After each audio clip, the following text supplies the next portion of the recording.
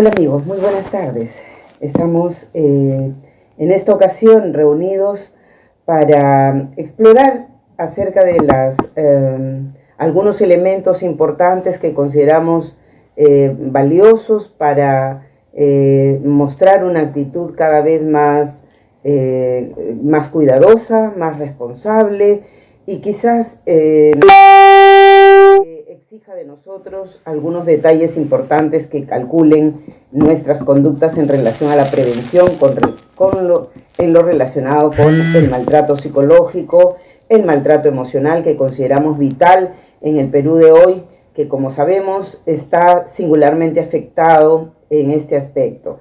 Hemos venido diciendo a lo largo de todos estos años que los indicadores de violencia son alarmantes en el Perú, razón por la que hemos solicitado desde diferentes espacios y canales de televisión en donde hemos podido ser entrevistados que se declare la emergencia en salud mental, porque hay aspectos relacionados con la salud mental que necesitan ser abordados de una manera más integral, de una manera más completa y de una manera más efectiva y exitosa. Lamentablemente el Estado, el Poder Ejecutivo y los órganos correspondientes y los operadores que trabajan en los temas de violencia siguen desarrollando de repente una ruta de tareas conducentes a frenar la violencia que no está dando resultados efectivos y que en estas condiciones hemos podido observar que durante, por ejemplo, el confinamiento obligatorio, más de 30 feminicidios han ocurrido en el país en lo que va solamente del confinamiento. Más de 30 igual intentos de feminicidio han ocurrido, lo que nos da un resultado, lo que nos da un indicador, un dato alarmante, porque eso significa, estimados amigos, que la violencia muchas veces está dentro de las casas. Está dentro de las casas y de manera silenciosa y agazapada, permanece todavía allí sin que lo podamos visibilizar y sin que las personas que viven esta realidad significativamente grave pueda tener herramienta alguna o pueda tener algún tipo de posibilidad para que estas situaciones de ataque físico, que por cierto empezaron por ser ataques psicológicos y emocionales. Por eso es que nos hemos visto obligados de alguna manera por las circunstancias, que creo que es importante, creemos que es absolutamente importante, que debemos de desarrollar esta habilidad para detectar, para reconocer, para conocer qué es lo que está pasando con nuestro entorno, qué es lo que está pasando con la pareja, por qué razón me persigue de esta manera, qué es lo que pasa por su mente y qué datos debemos de tener en cuenta en estos momentos para considerar que efectivamente existe una violencia intrafamiliar o existe de repente en relación con la pareja algún tipo de ruta hacia la violencia física, o si efectivamente está escondiéndose allí una agresión psicológica que sube de tono y se convierte en violencia psicológica, en maltrato psicológico y maltrato emocional. Muchas veces hemos considerado a lo largo de todos estos años que hemos observado cómo el machismo se ha ido acentuando en nuestra sociedad, hemos podido observar que mucha gente, por ejemplo, antes, felizmente hoy eso ya no ocurre tanto así, pero acá cerquita, no hace mucho, todavía ocurre en algunos rincones del país que no están muy visibilizados, pero era muy común antes que cuando una mujer se dirigía a la comisaría a poner una denuncia por maltrato, por violencia del orden psicológico y de repente con una morfología de agresión física muy tenue, el policía, que es el operador inmediato, le decía, pues, ¿qué habrás hecho para que te pegue? ¿O qué habrás hecho para que te jalonee? ¿O qué habrás hecho para que te llame la atención o te grite?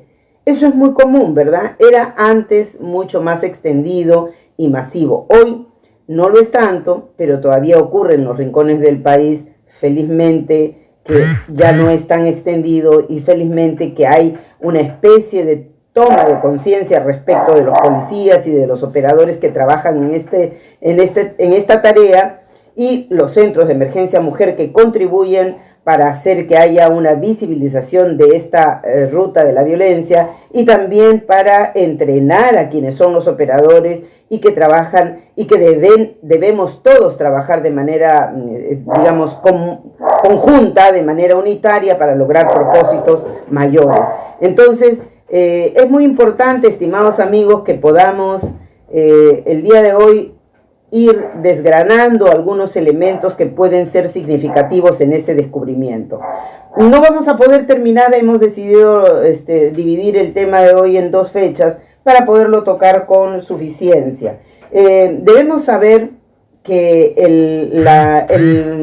el maltratador y el tema de la violencia, digamos per se, la violencia como ejercicio del maltrato, como ejercicio físico y visible de la agresión, en realidad es multicausal. No es precisamente únicamente la tarea o responsabilidad de Juan, de Pedro, no, es multicausal. Hay una serie de factores que intervienen en la personalidad de este sujeto que pudiera desarrollar este acto humano de violencia. Entonces, encontramos que esta agresión que toma la morfología de violencia no excede a la defensa, no es una defensa, es más que una defensa, ¿cierto? Es indiscriminada. Ahí le vamos a anotar más o menos 4 características. Primero, que efectivamente no es solo una defensa, por lo general es una acción consciente, dirigida, es indiscriminada, es decir, puedo hacerlo con las mujeres en general, puedo hacerlo de manera desproporcionada, es decir, no es que sea preciso que una cosa funcione en relación a esta persona exclusivamente, sino que esa morfología de ataque puede producirse en diferentes magnitudes y con diferentes personas, tal vez siempre en esta ruta de ataque a las mujeres. Igualmente, no hay una relación con los estímulos. No es que porque tú me hiciste esto, yo te hago esto. En realidad no es eso. No es que tú me hiciste, es que hay un sustrato psicológico en el maltratador. Es que hay una condicionante en el maltratador que hace que esta acción concomitante, agresora, violenta, se produzca. Entonces, claro, esta acción de violencia es magnificada, es absolutamente desproporcionada y por tanto es aplastante muchas veces. Entonces, estas actitudes que son propias del violentador, que son propias del que ha por mucho tiempo probablemente pergeñado una personalidad visiblemente agresora, que ha ido buscando raciocinios que lo justifiquen, buscando racionalizar esa conducta de agresión y de violencia. Efectivamente, podemos notar que si bien es cierto, la violencia está regulada por algunos aspectos de orden bioanatómico, biofuncional, también es cierto que hay una regulación producto del desarrollo social. Hay una regulación producto del desarrollo social porque desde ahí viene una serie de pautas de control. Estas pautas de control, por ejemplo, lo hemos visto en nuestro país, han estado escasos por mucho tiempo. Recién en los últimos años hemos notado, y en mérito a la ley de feminicidio, hemos notado que hay una actitud más comprometida de los órganos del Estado para lograr que esas pautas de control se puedan ejercer de manera efectiva. También es importante saber que existen algunos reguladores que tienen que ver con el comportamiento de los neuromoduladores. ¿Esto qué quiere decir? ¿Que el cerebro tiene importancia? Sí, por supuesto, el cerebro es el actor principal en la presentación morfológica de este tipo de conductas agresoras. Entonces, sí sabemos que el cerebro, por cierto, regula el comportamiento humano porque permite inhibir ciertas conductas o permite activar ciertas conductas. Eso es algo muy real y es algo absolutamente cierto. Efectivamente, el cerebro logra magnificar conductas en el orden del miedo y generar y desencadenar conductas que son respondientes al miedo como respondientes a la ira. Y aquí es importante subrayar cuán necesaria es la intervención del cerebro como un regulador. Por ejemplo, sabemos que la corteza prefrontal cumple una función importante en relación con la conducta humana, así como la amígdala cerebral que sabemos todos. Por ejemplo, es un dato significativo, estimados amigos, que la amígdala cerebral es más grande en los hombres. Y ustedes saben, porque se lo he venido diciendo en varias sesiones, la amígdala cerebral es el responsable de la preparación emocional. Es ahí donde se preparan las emociones, es ahí donde se trabaja lo que se siente, lo que se queda en la memoria emocional. Aquí se generan las emociones. Y esta amígdala cerebral es más grande en los hombres. Y entonces, esta amígdala cerebral, que es la que grafica y desencadena la acción, al ser más grande en los hombres, permite quizás una cuota de emocionalidad más intensa en los hombres. Por cierto, por eso es que los hombres tienen una característica que tiene que ver con la testosterona y sumado a la participación de la amígdala cerebral, los hombres tienen una tendencia mayor a generar comportamientos de agresión. Obviamente, cuando me refiero a comportamientos de agresión, deben ustedes saber que no me estoy refiriendo a la violencia, porque la agresividad es una manera de expresar y de echar a andar mi cerebro y mi cuerpo y todas las estructuras de mi cerebro orientadas a defenderme.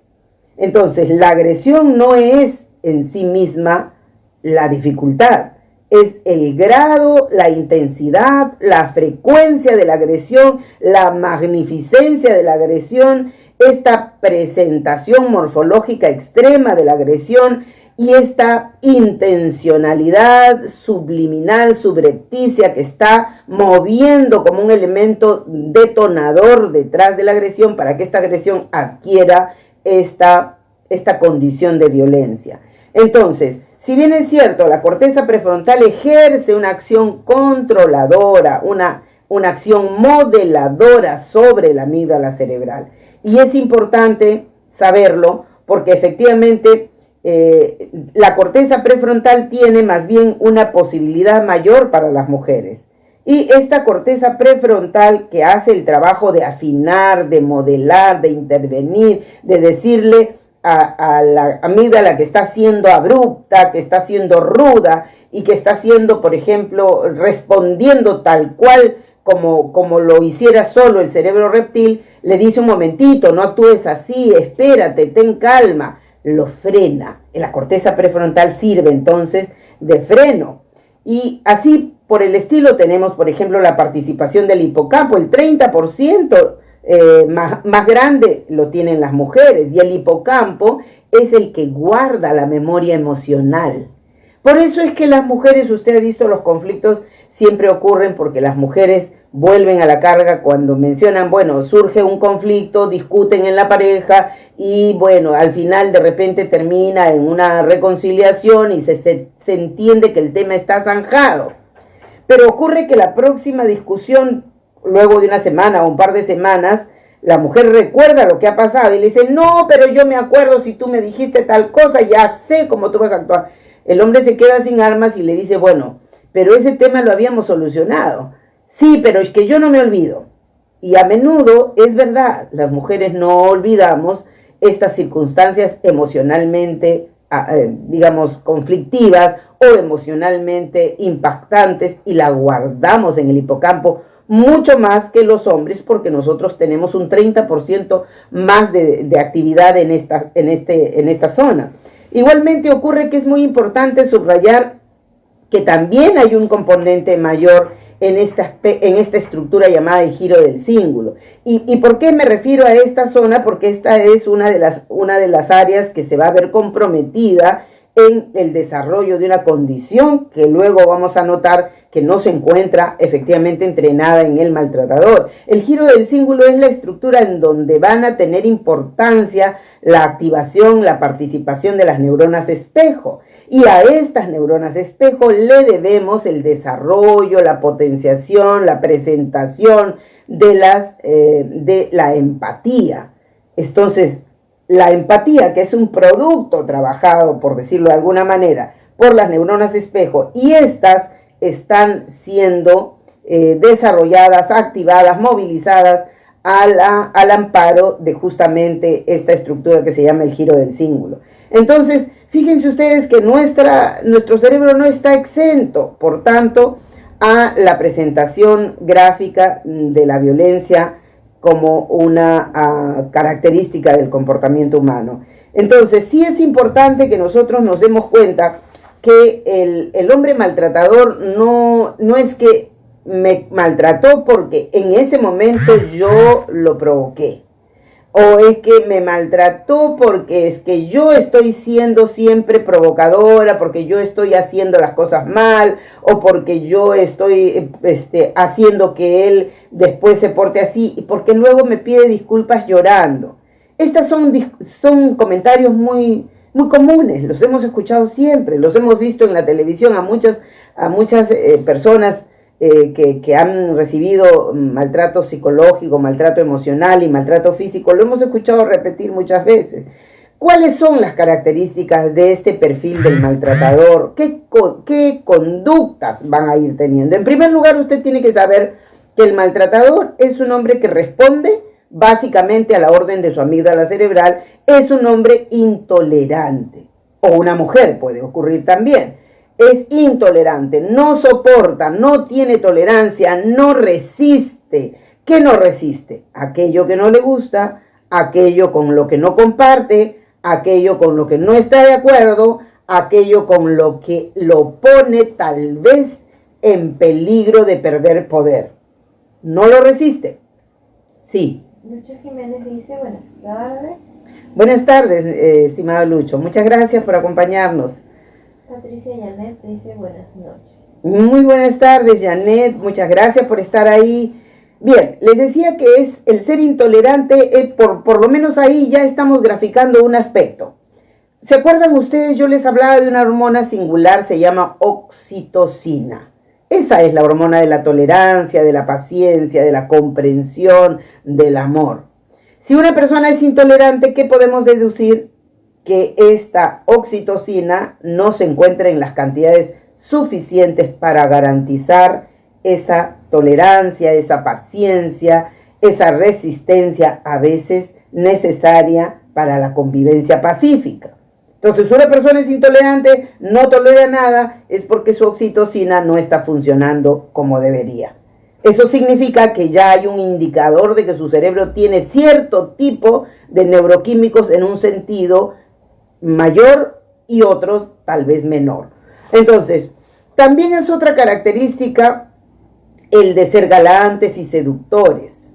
Ah, muy bien. Usted dice, ay, pero qué lindo, porque él es muy galante, muy cortés, muy seductor, cae muy bien, la gente lo quiere, lo prefiere, lo admira, en público es una persona que cae muy bien. Por lo general, por esa razón es que las personas que se encuentran involucradas en problemas de violencia, por lo menos emocional y psicológica, que no es visible, les cuesta trabajo creer que estas personas son maltratadoras.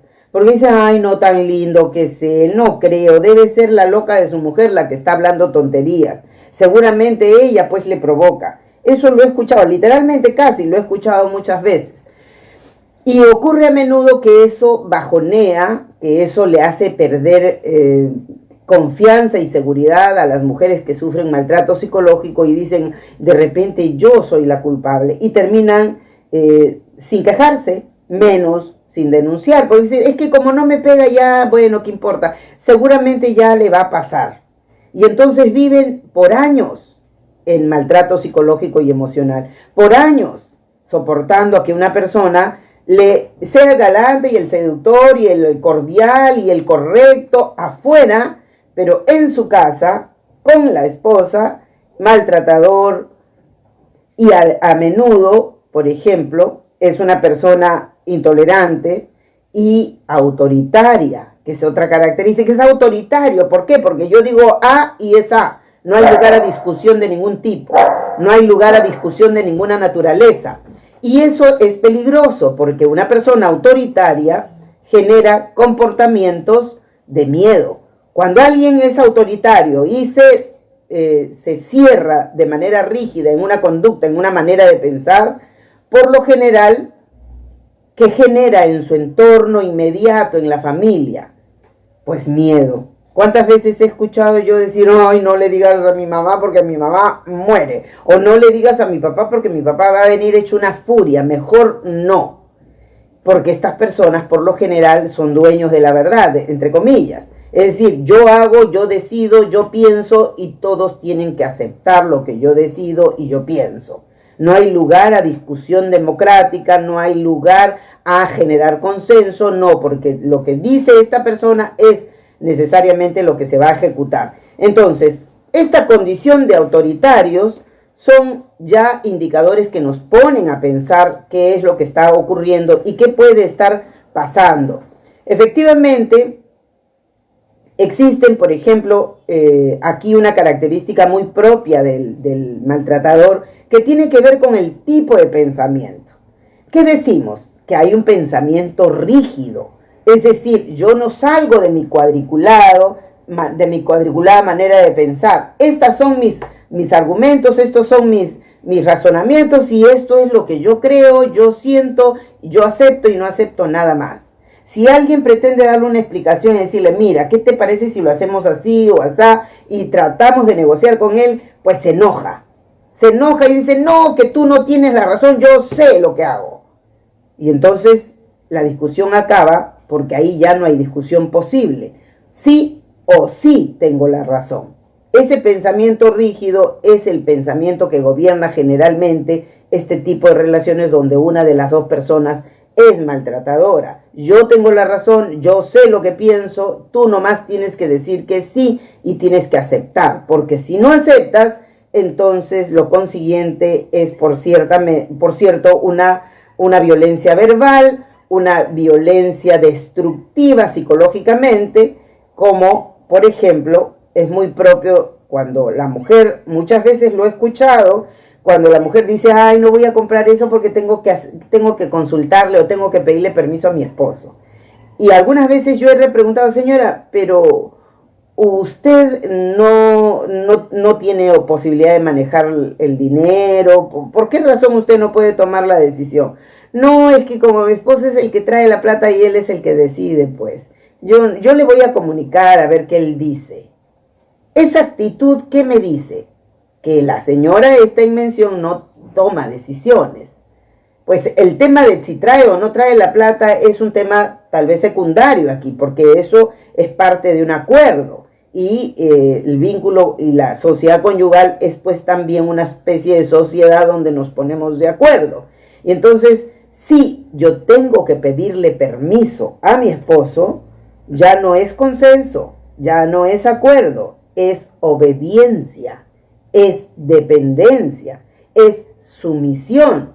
Y esa dependencia, esa sumisión no es casual, no ocurre por casualidad, ocurre porque generalmente en esos casos el hombre ha venido progresivamente socavando la autoestima, socavando la seguridad personal, socavando la autoconfianza de la otra persona hasta quitarle la voluntad, hasta quitarle totalmente la condición de responder. Esa persona no responde a sus propias decisiones, responde a las que comparte su esposo o su pareja, y en este caso es la que termina cediendo siempre. Lo que diga mi esposo será, lo que diga mi pareja será. Entonces sucumbe a la decisión del que tiene ese pensamiento rígido, el que tiene ese pensamiento autoritario. Y acá hay una característica adicional, estimados amigos, que va a colindar con esta presentación. Por lo general, las personas que son rígidas, las personas que tienen un pensamiento del que nadie los puede sacar y que ningún razonamiento puede hacerlos salir de esa ruta, generalmente tienen pues lo que conocemos como pensamientos dicotómicos. Es decir, para esta persona no hay términos medios. O es bueno o es malo. O es blanco o es negro. No hay términos medios. Y si no hay términos medios, significa que no hay posibilidad de consensuar. No es que es un poquito de tu lado y un poquito del mío. No. O estás de acuerdo con lo que yo digo o están de acuerdo contigo. Eso es muy común, por ejemplo, encontrar personas que digan a sus amigos, a las personas que tienen vínculos en la universidad, en el trabajo, etcétera, dicen, no, si tú estás o conmigo o contra mí. No, pero es que yo no quiero tener problemas, yo no me he peleado con esa persona. Bueno, yo no, tampoco quiero, no. O estás conmigo o estás contra mí. ¿Ha escuchado usted a esas personas? Bueno, esas personas son las que decimos tienen pensamiento dicotómico. Y a menudo los maltratadores psicológicos usan esta característica para relacionarse. Entonces, condicionan su amistad, su cercanía, su relación con las personas de este modo. Dice, o estás conmigo o estás contra mí. Esta es una actitud muy propia de este tipo de personajes. Entonces, hay que tener en cuenta que estas personas actúan en función de sus propios intereses. No actúan en función de los intereses del grupo. No. El maltratador casi nunca, por no decir, no es una característica, el pensar en el bienestar de los demás. Casi siempre el bienestar que le persigue, el bienestar que le preocupa, el bienestar que quiere lograr, siempre es el suyo. No el de su esposa, no el de sus hijos, no el de sus hermanos, no el de sus amigos, no. Ni menos el del grupo al que él pertenece. Sus beneficios son primero. Y si le cae por añadidura a alguien, bueno, pues qué bien, sí. Ana Escobar dice, hola Vicky, bendiciones. ¿Cómo está Adita? Un abrazo muy grande desde aquí para ella. Siempre está pendiente los jueves desde tan lejos. Un abrazo muy grande. Hay que compartir los datos que presentamos esta tarde. Sí. Patricia Yanet dice, en Argentina ya es de noche. Oh, por eso me decías buenas noches, Pati. Qué lindo. Bueno, saludos por Argentina, estimada Patricia. Sí. Inés Martínez dice, buenas tardes, doctora. Buenas tardes, ingeniero. Un placer tenerla con nosotros esta tarde. Esmeralda Álvarez dice, hola tía, estoy escuchando. Hola, mi querida. ¿Cómo está, mi querida Esmeralda? Un abrazo muy grande para toda la gente que nos escucha en los Estados Unidos. Hola tía, estoy escuchando un mensaje de Raimi La Cruz. Oh, Raimito precioso, muchas gracias. Qué lindo escucharte, qué lindo saber que estás ahí acompañándonos. Te envío un abrazo grandote. Ahora, en inglés tienes que decir. Ada Escobar dice, lamentablemente mi querida Vicky, el marxismo es un lastre desde tiempos muy antiguos y ha venido siendo una luz de conductas erróneas que destruyen la familia y se cometen abusos en toda índole contra los más débiles. Ciertamente, tiene razón Adita cuando dice, efectivamente, el machismo ha ido creciendo en poder, se ha ido acentuando y ha logrado establecer una relación, una alianza cómplice con factores condicionantes que están en nuestro medio, entre ellos, por ejemplo, la pobreza, que es un elemento que genera frustración. La pobreza, las conductas violentas tienen un concurso de temas, un concurso de efectos. Una de las cosas importantes que es el resultado, que como resultado da la impulsividad o el exceso o la agresividad, tiene que ver con la frustración. Y esta frustración va generando un caldo de cultivo. Por lo general, si una persona sufre de pobreza, la frustración es una concomitante, es una constante en la vida de esta persona. Y al ser la pobreza un factor que se repite en la vida de estas personas, entonces la frustración genera ira, rabia guardada, que falta solo el desencadenante para que ésta se presente. Entonces, por eso decíamos que es importante la intervención del medio social, por eso decíamos que el elemento importante como regulador del medio social es importante aquí porque establece pautas de control. Y si esas pautas de control no son coincidentes con la organización de las sociedades, entonces se fragiliza esta visibilización de estos problemas y terminan convirtiéndose en problemas mayores como los que estamos observando. Entonces, efectivamente, cuando usted note, estimada amiga, en casa, que hay una persona intolerante, que hay una persona que no tolera, no resiste la menor discusión sobre sus opiniones, ya estamos hablando de una persona intolerante, ya estamos hablando probablemente también de una persona autoritaria, y si usted ve que esta persona cae muy bien, es admirado por los demás, estamos notando allí que es galante y seductor. Ya van 4 características propias del maltratador. Si además esta persona tiene pensamiento rígido, jamás cede su terreno porque dice, yo sé muy bien las cosas, yo soy el dueño de la verdad. Entonces decimos, esta persona tiene pensamiento rígido, tiene pensamiento dicotómico, es autoritario, es intolerante. Entonces ya estamos acercándonos al perfil del maltratador psicológico. Y si además, por ejemplo, usted le añade en este descubrimiento de la personalidad, va a encontrar a estas personas que generan cierto tipo de condicionamiento a los que viven con él o a la pareja. Esta, por ejemplo, si tú no llegas temprano, entonces, bueno, ya veremos. O si no llegas temprano, pues lo consiguiente es el malestar, la molestia, la tiradera de puertas, el insulto, etc. Si tú no quieres ir donde yo te digo que vayas, entonces la relación se torna difícil, tirante, porque él va a venir con con un humor de perros y va a terminar conflictuando gravemente la casa, las relaciones se van a volver tirantes, no te va a hablar por un día, 2 días, 3 días, una semana, que vas a terminar pidiendo disculpas tú. Después que él te insultó, después que él te maltrató, después que él te humilló, como no te habla un día, 2 días, 3 días, 4 días, 5 días, tú terminas pidiendo disculpas porque eso se llama chantaje emocional. Tú sabes de manera consciente que no tienes responsabilidad en el conflicto y que este conflicto se ha producido por causa de esta persona, pero terminas pidiendo disculpas porque, bueno, quieres llevar la fiesta en paz. Y esto va sumado a que generalmente no hay pues una autocrítica, un reconocimiento de los excesos, no, al contrario.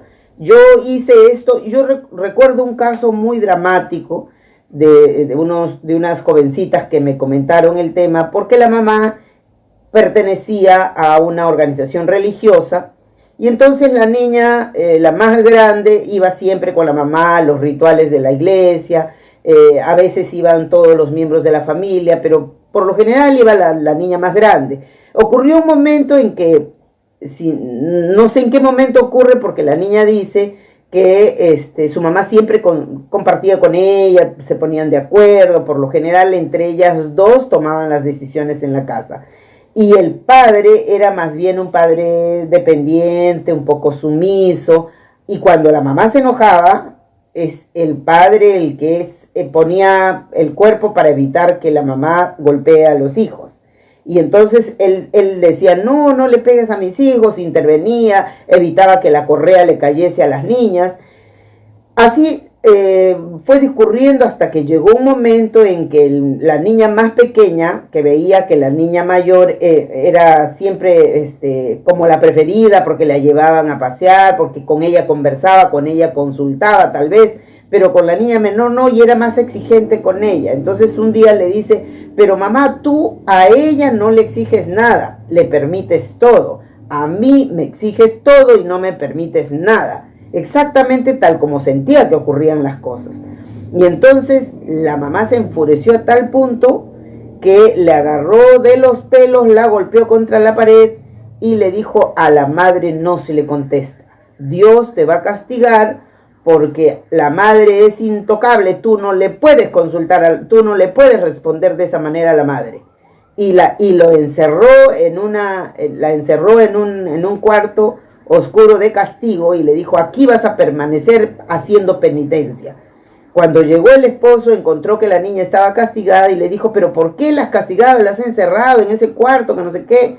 Y le dijo, está castigada porque ha osado faltar el respeto a su madre. Y eso es condenable por Dios.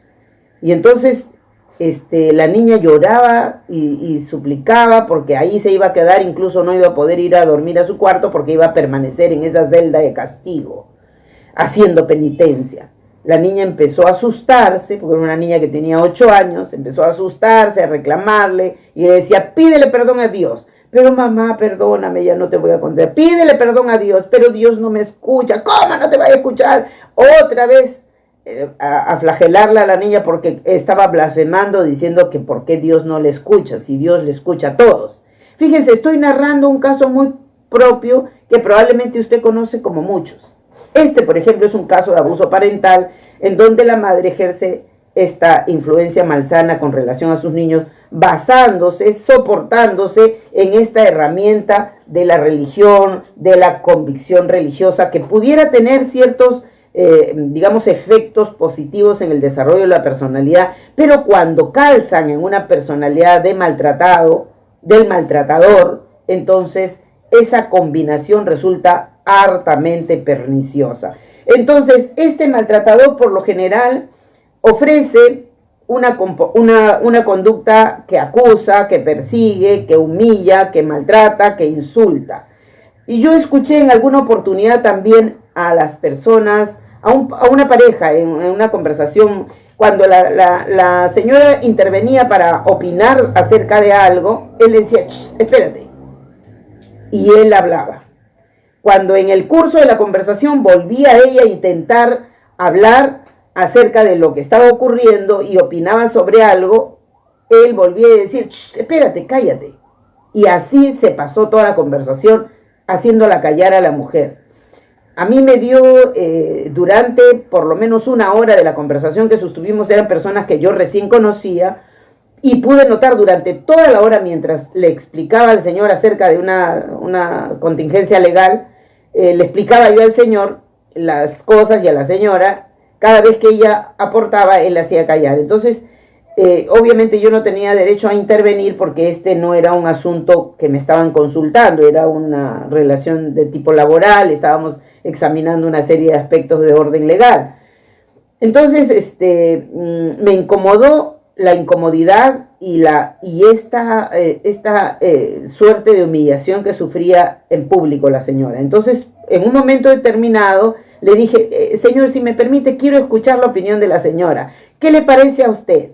Y ella me dijo, lo miró, antes de hablar, lo miró a él con un terror, pero como yo le dije, señora, es importante porque a veces las mujeres miramos las cosas desde una vista distinta, y muchas veces los hombres pierden de vista algunos aspectos. Me va a ayudar mucho a examinar el problema si usted me dice qué le parece.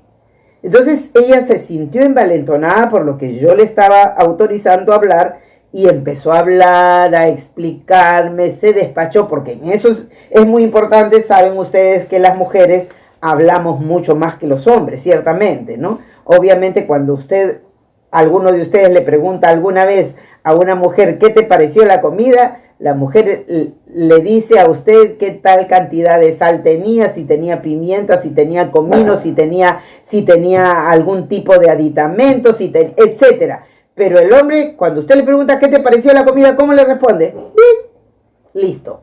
¿Verdad? Sí. Sí, Roberto Pulpo dice, ¿cómo puedo cambiar? Ciérralo. ¿Cómo dice? ¿Cómo puedo cambiar?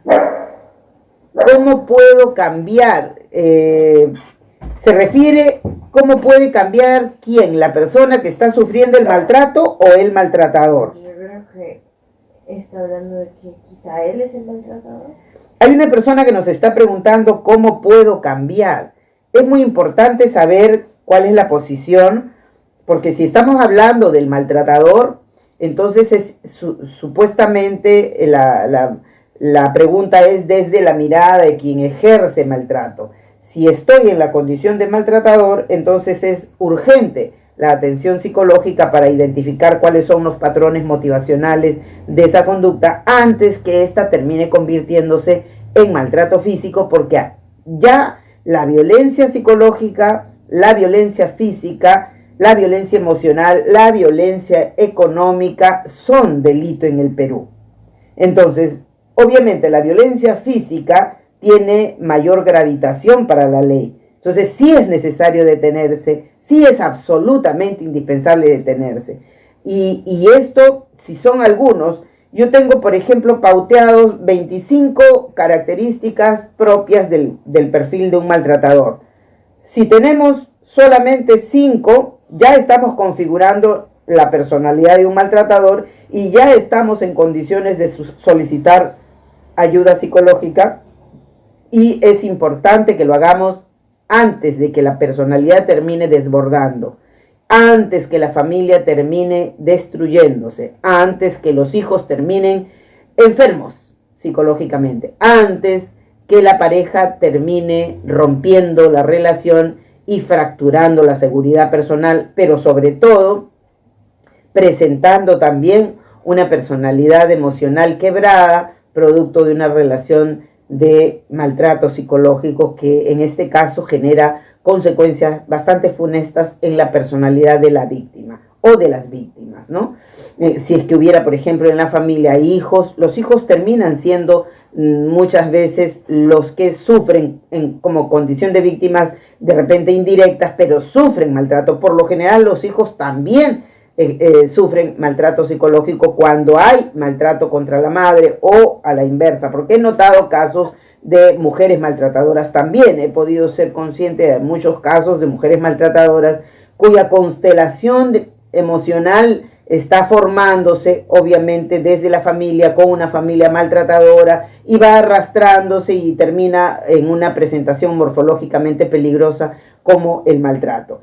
Muy bien, entonces, en este caso, por ejemplo, los maltratadores jamás reconocen un problema, generalmente culpan a la otra persona de ellos. Esta señora evangélica, que era esta persona, no sé si era pentecostal, no recuerdo bien la especificación, pero esta señora, por ejemplo, decía: tú tienes la culpa por hacer que yo me enoje de esta manera. Es tu culpa porque yo pierdo el control sobre mí misma, porque tú me provocas, porque tú no has hecho lo que deberías. Sí, tenemos la confirmación de la persona que pregunta cómo puedo cambiar. Dice aquí que él es el maltratado. Qué bueno, para empezar me parece muy interesante y lo felicito por sentarse a escucharnos y compartir con nosotros. Es muy importante la toma de conciencia. Eso, por ejemplo, ya es un indicador que es valioso considerar. Tiene que buscar ayuda profesional porque solo esto no se resuelve. No se resuelve diciéndose a sí mismo: mañana lo voy a corregir y mañana no voy a hacer así. No, porque hay razones detrás, hay motivaciones detrás que empujan la conducta del maltratador. Entonces, no es una decisión nomás. Hace falta factores concomitantes endógenos y hace falta corregir tal vez factores exógenos que estén contribuyendo con esta personalidad maltratadora. Es urgente, estimado amigo, que busque usted ayuda especializada para que este perfil se vaya resolviendo y no sea aumentado morfológicamente de manera más grave, que ya linda con el delito y tendría que ser sancionado y sentenciado.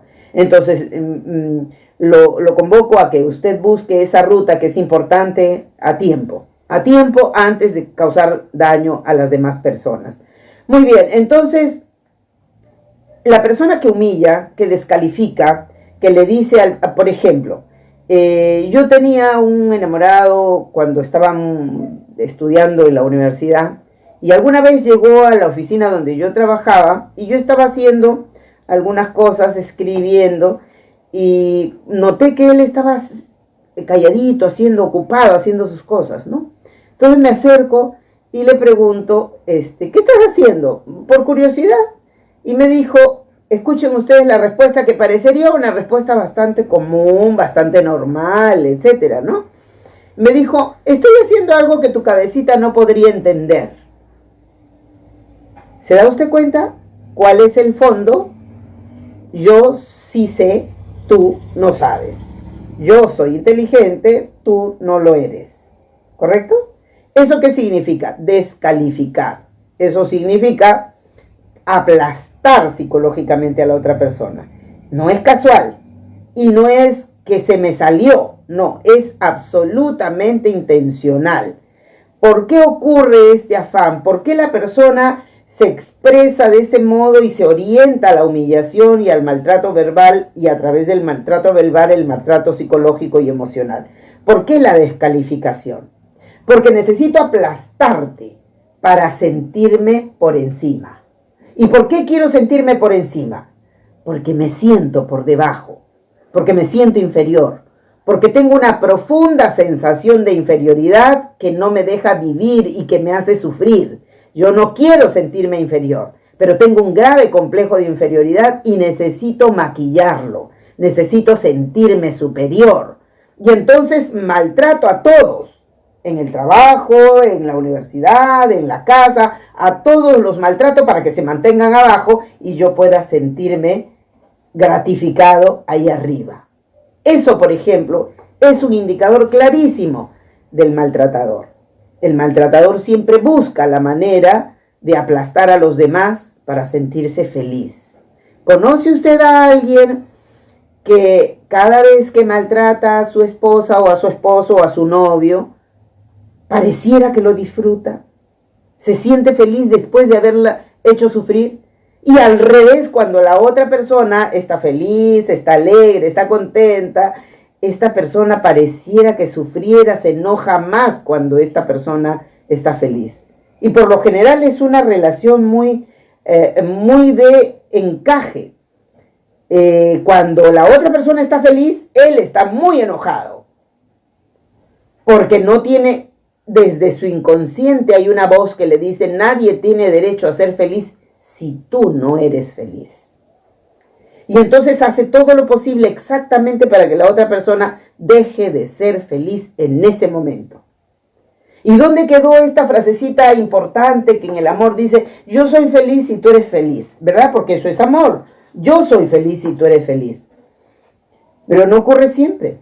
En esas relaciones donde la persona, que es justamente el maltratador, se enoja porque el otro está feliz, este es un indicador clarísimo de que en esa pareja hay una relación de maltrato psicológico y emocional. Entonces es hora de decir alto, es hora de decir alto. Hasta ahí estamos viendo ya 7 características de las 25 que les estaba anunciando, 7 características de una persona maltratadora. Si usted tiene una pareja o el esposo en estas condiciones, es absolutamente importante. Si es el novio, pues déjelo ahí y cambie de novio, tan sencillo como eso. Cambie de novio.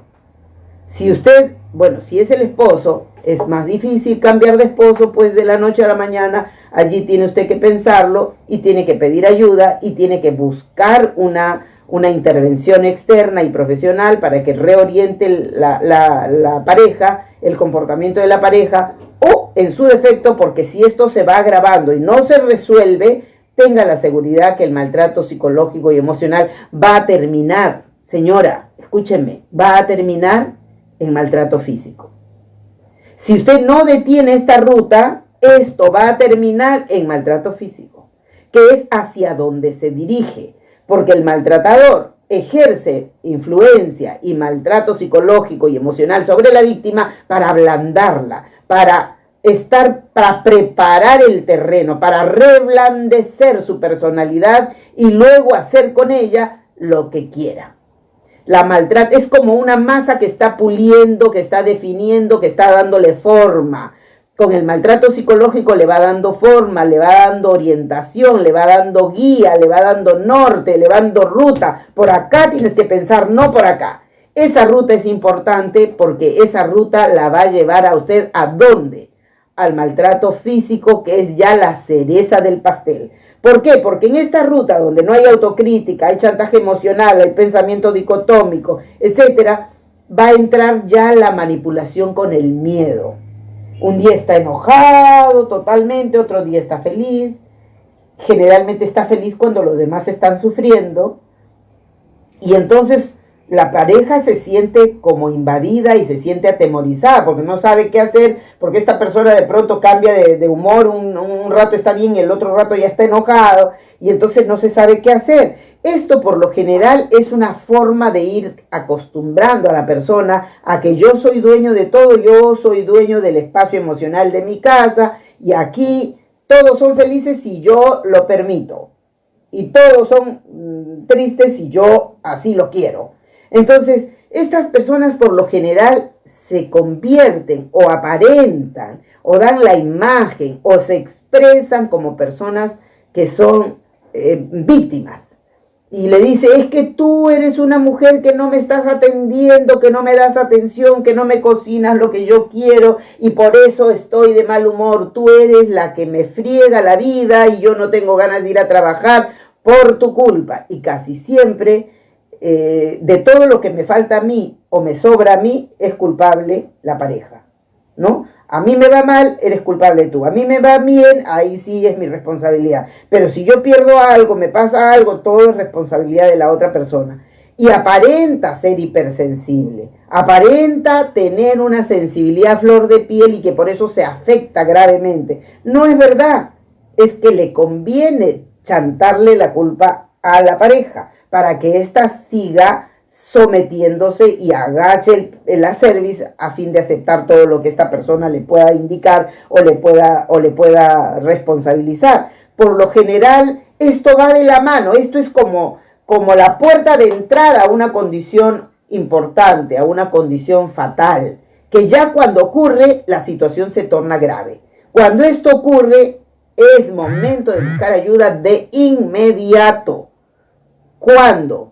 Cuando esta persona le dice, ¿por qué tienes que hablar con esa fulana si esa fulana es sinvergüenza, se sale a la calle, se porta mal? No me interesa que tú te relaciones con esa amiga tuya porque es mala. O por otro lado, tampoco me gustaría que hables tanto con tu madre, se va a acostumbrar todo el tiempo con tu madre me tienes harto con tu madre. Y en ese afán termina cortando la relación con la madre, con el padre, con los hermanos, con los sobrinos, con los primos, con los amigos, y poco a poco la persona termina aislándose de los demás, de su familia, de sus amigos, de su entorno, en una situación bastante grave. Lucha Jiménez dice, ¿qué hacer si sospechas que tu pareja es potencialmente maltratadora? Patricia Yanet le responde, cambiar de pareja. Así es. Lindo, muy bien, Patricia Yanet. Así es de simple. Si estás en una ruta de dificultades y es solamente novio, pues cambia de novio. Ahí se acabó, alto y punto. No, es que no quiero porque estoy muy enamorado. No puedes estar enamorado de una persona así porque así el amor no crece. Ahí no hay amor, hay subyugación, hay humillación, hay dependencia, hay falta de libertad, falta de consenso. Ahí no hay amor, hay sumisión y hay dependencia. Y donde hay dependencia, no hay amor. Entonces, es importante, muy bien, Patricia, las decisiones firmes. Si es que es un novio, bueno, cambiar de novio. Si es que es el esposo, pedir ayuda, auxilio inmediato y pensar en la posibilidad del rompimiento aún cuando están casados también. Porque si no hay ayuda inmediata, si no hay recuperación de la salud mental en esta pareja, déjeme decirle que lo consiguiente es el maltrato físico. Porque el maltratador tiene una ruta y por esa ruta se va conduciendo. Identifique entonces, es intolerante, es seductor para los demás, es autoritario, tiene pensamiento dicotómico, pensamiento rígido, es chantajista emocionalmente, dice si tú haces esto, entonces yo me voy a enojar, etc. No hay autocrítica, nunca reconoce nada, siempre es el dueño de la razón, es el dueño de la verdad, humilla, insulta, maltrata en público o en privado y también en público. Muchas veces el público lo nutre y maltrata a estas personas de una manera. Yo he conocido, por ejemplo, una pareja de jóvenes, estaban novios y estaban listos para casarse. Y él tenía un vínculo familiar conmigo, ella no. Pero lo que yo noté es esto. Yo llegué con el hermano mío a un almuerzo familiar y estaban, empezaron a hacer el brindis y qué sé yo, pusieron la música y se pusieron los grupos ahí de personas a conversar. Y yo llegué justo al grupo donde estaba mi hermano y en el grupo estaba esta persona y había traído a la novia para presentarla. Todavía no estaba casado, todavía ni siquiera creo que pensaba en casarse de inmediato, pero ya era la novia, la presentó, es mi novia, bueno. Entonces, cuando la presenta, ahí en el grupo eran varios hombres, familiares y amigos, y estaba yo allí, y miren lo que hace con esta persona. Ella es mi novia, mírenla. Le hace así, le dice, da la vuelta. ¿Qué tal? ¿Está bien el material o no? Y pues le dijo, ya, anda por allá, anda por allá. Y ella se sonrió y se fue. ¿Qué les parece eso? Humillación pública, maltrato público, cosificación de la persona, y obviamente esa actitud es una actitud completamente, como dice, machista, ¿cierto? Ella es una cosa, mírenla bien y apruébenla, porque en el grupo todos eran varones excepto yo. Entonces, mi hermano frunció el ceño y iba a decirle algo, pero ella se sonrió y se salió del grupo de inmediato. Mi hermano me quedó mirando y me dijo, como sorprendido por el gesto, y yo, por cierto, como era una persona de la familia, y yo a veces soy un poco deslenguada, y le dije, muy mal, la presentas a la novia y no respetas a la novia, eso significa que no es tu novia, supongo. Porque ¿qué manera de tratar a la novia es esa? ¿Ella es vaca? ¿O es no sé, es la mula? ¿Qué cosa es? No, pues es una manera de decir, estoy bromeando. ¿Bromeando? Yo, la verdad, si me hubieran hecho a mí así, pues en este momento no tendrías cara. Y muy enojada me salí del grupo y obviamente busqué la manera de conversar con la chica y le dije, ¿por qué permites que te trate así? Ay, es que él es así, él bromea. Ojo, dependencia, sumisión, subyugación, humillación y maltrato. Aquí hay una relación absolutamente de encaje. Víctima y victimario. Hay un victimario porque hay una víctima. Si usted tiene comportamiento de víctima, es momento de detenerse.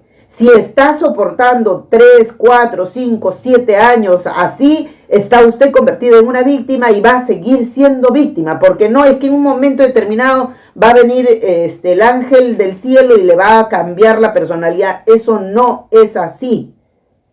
No es así. Es momento de tomar una decisión, de intervenir en la vida y actuar en favor de la familia, porque si usted establece una relación de pareja con una persona así, déjeme decirle que los hijos terminarán con muchos problemas de orden psicológico y emocional.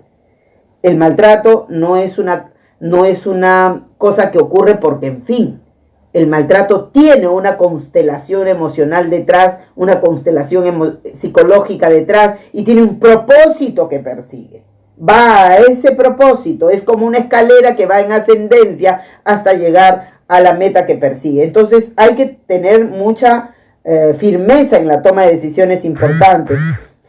Esta actitud, que ya es la que debería de tener la toma de decisiones, debería empujar a que usted tome la decisión inmediata, es esta de aislar a la persona. Cuando el maltratador opta y consolida el aislar a la víctima, entonces es cuando ya tiene el control total.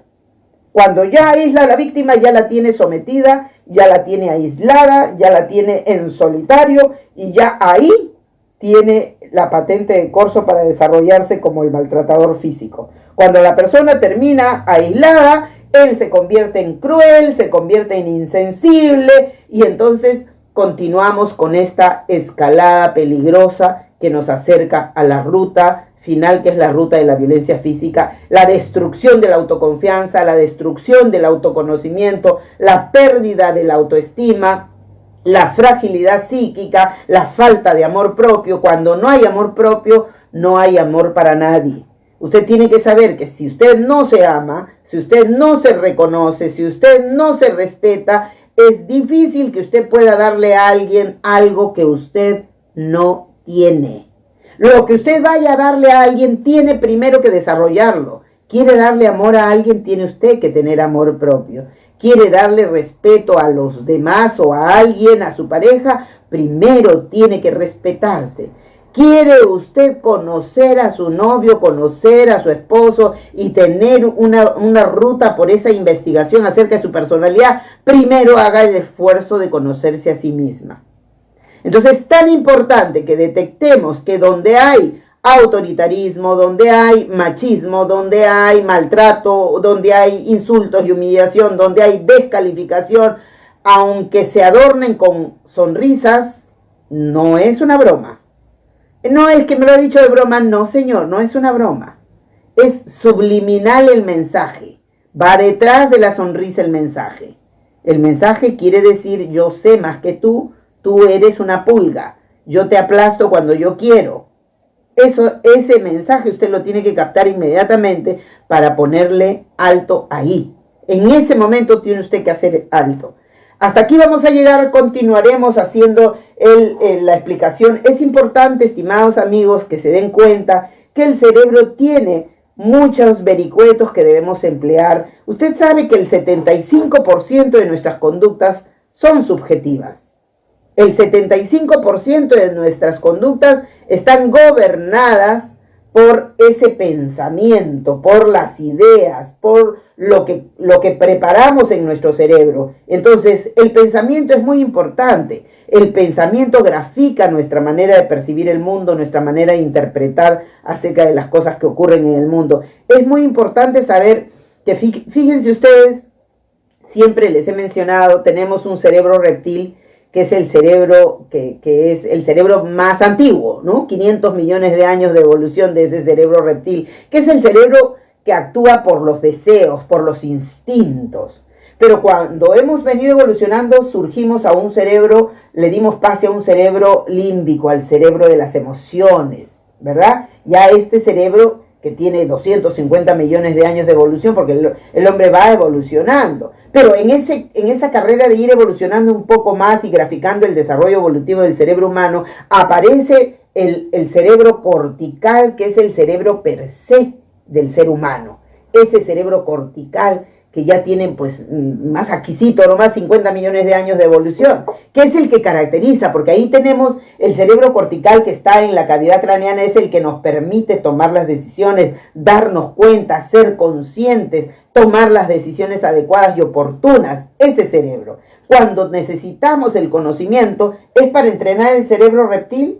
No, porque el cerebro reptil siempre subyace, está agazapado, esperando que le den permiso, esperando que se cierre la puerta del cerebro límbico y la puerta del cerebro cortical para él aparecer y tomar acción.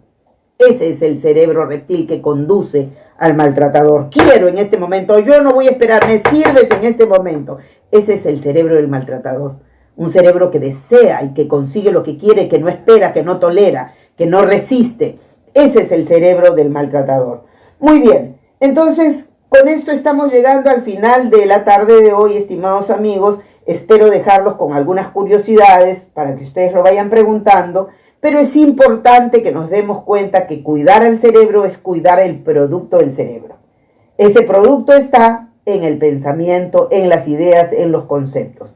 Les recuerdo entonces que nosotros somos los dueños de nuestro cerebro. Todo lo que usted le ponga a su cerebro es lo que usted le ha puesto con su propia decisión.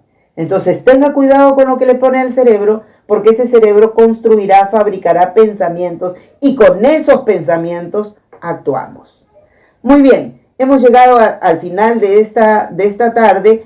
El próximo jueves estaremos terminando este tema muy interesante. Por favor, comuniquen, convoquen a quienes estén interesados en el tema. Vamos a terminar dándoles algunas explicaciones y también algunas formas de abordar no solo al maltratador, sino también un poquito más allá, que a lo mejor puede que venga junto con ese maltratador, ese psicópata agazapado, ese narciso agazapado que viene escondido allí detrás del maltratador. Hay muchos.